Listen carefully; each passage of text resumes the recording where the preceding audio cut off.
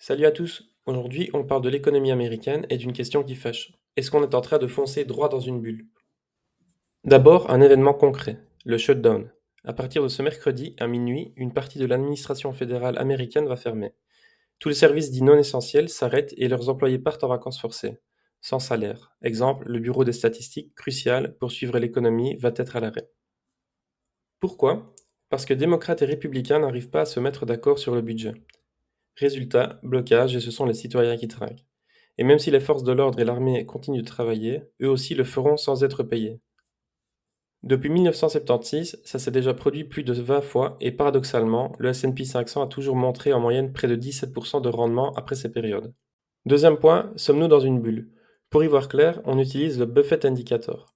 Il compare la valeur totale du marché boursier américain au PIB du pays.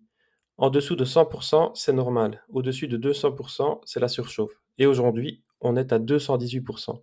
Autrement dit, les marchés valent plus du double de ce que produit réellement l'économie américaine.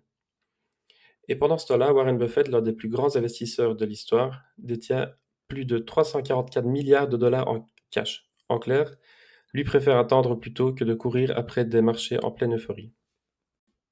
Troisième et dernier point, la comparaison avec la bulle Internet. Si on regarde le graphique du NAS 100, aujourd'hui, il ressemble énormément à celui de la fin des années 90, juste avant l'explosion de la bulle Internet. À l'époque, c'était les dot-com. Aujourd'hui, c'est l'intelligence artificielle qui alimente l'euphorie. Valorisation folle, courbe qui monte en flèche et une vraie impression de déjà-vu. Alors, conclusion, d'un côté, un shutdown qui affaiblit l'économie réelle, de l'autre, un Buffett Indicator en zone rouge.